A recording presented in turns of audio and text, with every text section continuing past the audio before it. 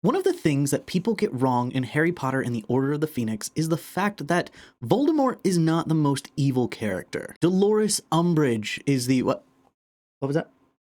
They already know that Dolores Umbridge is the most evil character in the Harry Potter series. Well, did they know that the reason that it makes her so evil is because she thinks she's good? That's why she's one of the only villain characters who can perform the Patronus. What? That's been covered a lot. All right, so scratch that. We're going to talk about something else. There are many things that people get wrong in Order of the Phoenix. Apparently, Dolores Umbridge being the most evil character in the series is well known. But I have 6 other things that people get wrong about Harry Potter and the Order of the Phoenix. You get these wrong, or do you get these right? Let's see. So the first thing that so many people get wrong about Harry Potter and the Order of the Phoenix is the Thestrals. Because they always say, well, he should have seen Thestrals from day 1. Okay, why? Because he saw his mom die, but he didn't. So in the movies, of course, it shows Harry standing in the crib looking at his mother as she dies. But if you actually have read the books, in the books, the description is that she puts Harry in the crib, covers him with a blanket, and then runs out into the hallway. So Harry didn't see her die. So there's one. The other one is, well, he killed Quirrell and Quirrell died in front of him because he murdered him. And it's like, well, yes, he's a reason for Quirrell dying, but Quirrell didn't die of his injuries until the hospital wing where Harry was passed out as well. Quirrell really actually died because Voldemort left his body and his body was very used up. That's why Quirrell was drinking the unicorn blood, because it was sustaining him at least enough to withhold Voldemort within him. Once Voldemort left, Quirrell died. Harry burning Voldemort out of the back of his head probably didn't help, but in the books, Quirrell didn't crumble to ash. So the earliest Harry could have seen Thestrals would be at the end of Goblet of Fire, after he saw Cedric die. But he also technically didn't see Cedric die because his eyes were closed. But I think the loophole in that, and J.K. Rowling confirms that he just hadn't accepted Cedric's death at that point, and it wasn't until later in that summer when he was facing Dudley that he kind of understood what he had seen and accepted it finally, and that's when he was able to see Thestrals. Because Thestrals don't just magically appear when you see someone snuff it. They do in Hogwarts Legacy. Like, that's one of the scenes in the beginning. It's a flying carriage that is being pulled by nothing, and then the player character sees someone die and, oh, look, Thestrals. They're just a little bit more in touch with who they are and understand death a little bit more than Harry does. Also, there's nothing in the books that really says that they take the carriages back to the trains, so he may not have seen the Thestrals at the end of the 4th book because they didn't take the Thestrals. They just walked back to Hogsmeade Station. So, things to think about. Do you know all of these things that I'm talking about with Harry Potter? Do you get them wrong? Is it just headcanon that I'm spouting out, or is it actual just simple misunderstandings or things in the movies that they got wrong that were different in the books? Let me know in the comments down below, and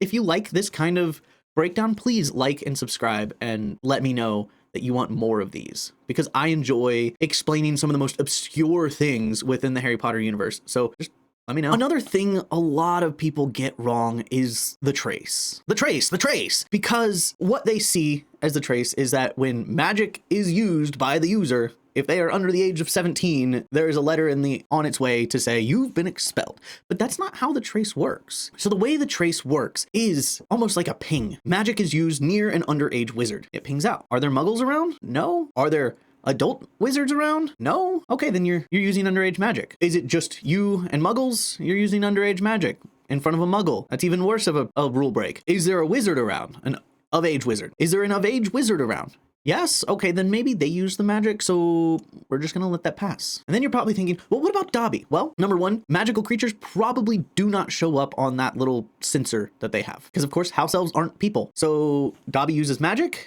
the ping goes out, all they see is there's an underage wizard, there's magic being used, there's a bunch of muggles. Harry, you're guilty. That's part of the reason why in the Battle of Seven Potters, they're kind of like, hey, we've got to be careful about what kind of magic we use in this house, because the ministry has basically been taken over by the Dark Lord. So we need to be careful to make sure that, you know, they don't come after us because magic's being used. Granted, it didn't stop them in the 5th book, but inconsistencies aside, the trace does not work with if you're underage and use magic, you're caught. One of the things I see the internet talk about constantly about Harry Potter, especially on these podcasts that you have a bunch of people sitting around and go, you know what I don't understand? It's why didn't Dumbledore's army use the Chamber of Secrets as their base? Because only Harry would have had access to it. And it's like, yes, Harry is the only one who has access to the Chamber of Secrets. It also took quite a while for Harry to get to the actual chamber through the cave. So you're gonna, what, stand in a girl's bathroom and go, all right, go down the slide. All right, go down the slide. Is that everybody? All right, we're closing the doors. We're going down the slide. Now we have an hour hike to the chamber. Because of course you can't use the way to the chamber as a training ground, because we saw what happened when magic was used in there. It collapsed.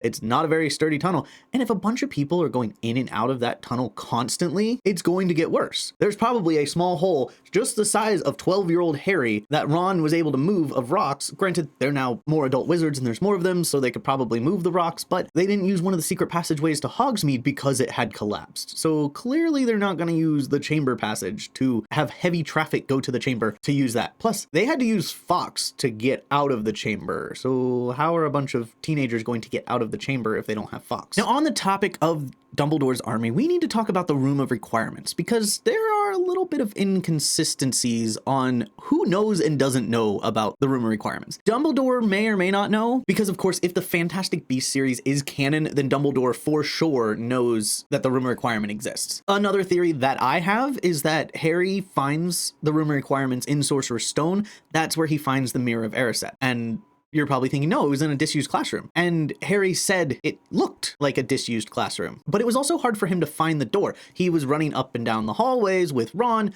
looking for it, and eventually found it. What do you have to do to access the Room requirements? Go back and forth, up and down the hallway, thinking about what you're looking for, and then it appears. That's how it works, is you're running back and forth. And you're probably thinking, well, he found it immediately on the third night that he went. Yeah, because Dumbledore was already there. But that's a mini theory. We're talking about just the Room requirements and if Dumbledore knew. We know Dumbledore in the series had a hint of the Room requirements, because in the Yule Ball dinner scene, when they're talking about magic within the castle, Dumbledore goes, I don't even know all of the secrets of Hogwarts. Just the other day, I was walking up and down the hallway and I realized I needed to use the restroom. And I came across a room full of chamber pots that I had never seen before. And it seems just kind of like an anecdotal story at the time of, ha ha ha, there's just a room of chamber pots that I've never found because I've explored this castle so much and just, happened to come across a bathroom for no reason. But it's the wink he gives Harry, like, remember that. Remember that story, Harry. So of course we find out in Order of the Phoenix, the Room of Requirements, and Harry uses that as, hey, look, Dumbledore knows about the chamber, kind of, but Dumbledore knows about the chamber because in Fantastic Beasts and Where to Find Them, he uses it twice. He uses it in Crimes of Grindelwald, and then he uses it in Secrets of Dumbledore. So the Room of Requirements is interesting on if Dumbledore knows or not, based on the canon / based on how deep does Dumbledore's knowledge go of the castle. And was he telling Harry, I know about the Room of Requirements, or was he not? Because if he knows about the Room of Requirements, then the Mirror of Erised being stored in the Room of Requirements and Harry coming across it makes sense. Because what was Harry looking for? He was looking for the Sorcerer's Stone. Where was the Sorcerer's Stone? In the Room of Requirements with the Mirror of Erised. And that's why, he had been thinking, I need to get away, but I also need to find who Nicholas Flamel is. And of course, because he's thinking of Nicholas Flamel, the Mirror of Erised shows up because it had the Sorcerer's Stone. But since Harry didn't know about the Sorcerer's Stone and wasn't trying to find it at that time, he wasn't unlocking the mirror. Anyway, mini theory within things that people don't understand, the Room of Requirements. There you go. Talking about understanding and not understanding, we need to talk about divination. Is it bunk or is it all real? So in the 5th book, divination becomes a little bit more front and center because of course, the prophecy is the MacGuffin of the book. So of course, Trelawney becomes a more front and center character, but then she gets ousted from the castle by Dolores Umbridge and we bring in Firenze. Firenze explains the art of divination to be not an exact science. You can't tell the day-to-day minutia of what is going to happen because Mars is in the house of the sun, but you can tell major events. And we've seen major events be talked about throughout the series, such as Mars is bright tonight. It is said multiple times in Sorcerer's Stone, Mars is bright tonight, and is never explained. Or is it? There is a point later on in Goblet of Fire where they are in a divination class and they're doing astrological charts. It's brought up just in the side of Mars is the bringer of war. So if Mars is bright, that means a war is approaching. Because if it's dim, it's going away. If it's bright and getting brighter, means war is coming. And we know there is a prophecy that Harry is supposed to die in the Forbidden Forest. That is why the centaurs are not supposed to save Harry within the forest, because he is destined to die within that forest by the hands of Lord Voldemort.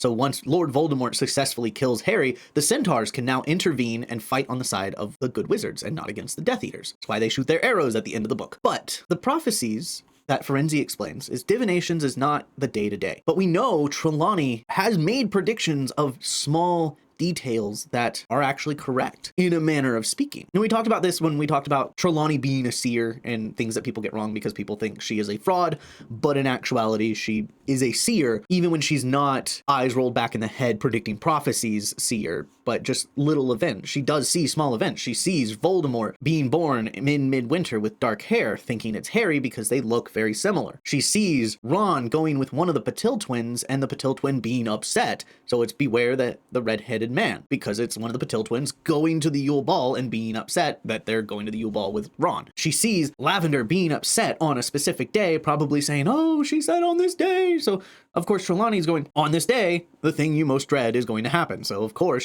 she knows these events are happening. Yeah, little things probably she uses mentalism and is a bit of a fraudster and doesn't realize it. But at the same time, she does get most of her predictions correct. But divination as a whole, the way Trelawney teaches it, is false. The way Ferenzi teaches it is real, but he even says you can spend your whole life studying this art and still not get anything right or see anything. Now, on the topic of divinations and prophecies, let's talk about prophecies in general. Prophecies don't have to come true. Dumbledore even says they do not have to come true. I think it's become part of one of those like headcanons of the community that prophecies have to come true, specifically the Voldemort chosen one prophecy. Because Super Carlin Brothers usually kind of in their what if scenarios say, oh, this prophecy has to come true, but it doesn't. Also, one of the bigger things that is talked about and basically discussed is the power the Dark Lord knows not is love. But even Voldemort says, is love. I know love. It's just not really that powerful. The power the Dark Lord knows not is the fact that he made Harry a Horcrux. And that in making Harry a Horcrux, he also made Harry immortal. It doesn't say as soon as Harry is marked as his equal and given the scar on his head that he is immortal and that has power. It doesn't say when he gets the power. It just says the one that the Dark Lord chooses has the power that the Dark Lord does not know. And yes, the Dark Lord knows about Horcruxes, but he doesn't know about this specific Horcrux and how powerful it is. But it's also, what is the mark? We assume the mark is the scar on Harry's head, but in actuality, I wonder if the mark is the fact that Voldemort sees Harry as his greatest enemy because he uses Harry to bring his body back. He says, I don't want to use anybody else but Harry, which in that he is marking Harry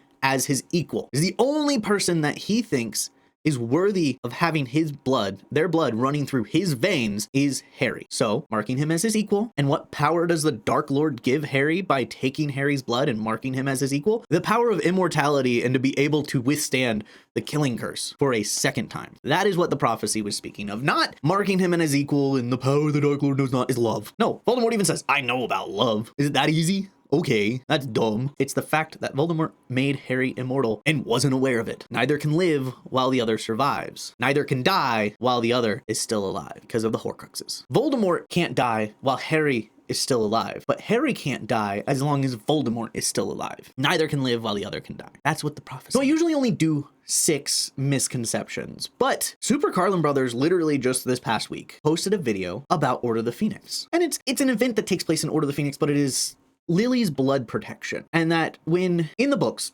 specifically the books, when Mundungus disapparates from Privet Drive, causing a bang, Harry jumps up, smacks his head against the window, and then stands up to be choked by Vernon. Vernon then withdraws his hand quickly as though he was shocked. How it's described, if you want to go watch Super Carlin Brothers video, by all means, I may link it up here. Just give them support. I like Super Carlin Brothers, but some of their theories are a little too complicated for my taste. But I enjoy their content, and hopefully we can do something one day if I get big enough. But they were under the impression that Vernon pulled his hand away because of Lily's protection prevented Vernon from harming Harry. Anybody who is not blood related to Harry is unable to harm Harry while within the Dursleys' house. Which, okay, but I think it works specifically towards Voldemort and his followers. And the reason the followers cannot find the house is not because of the blood protection. It's more of all of the other protections that are probably around Privet Drive that these muggles don't even know are protecting them. But I think it's also the fact that Vernon is very much for an image of perfection with his neighbors. And even the narrator describes that there are plenty of people looking out their windows. So of course, if they look out their windows and they see Vernon choking out his nephew, people are going to think, I don't know if that's a perfect family. And that's why he withdrew his hand so quickly, was because his image was being tarnished by the fact that he was abusing a child, not because of Lily's protection. It's a fun idea. I get it. Cool.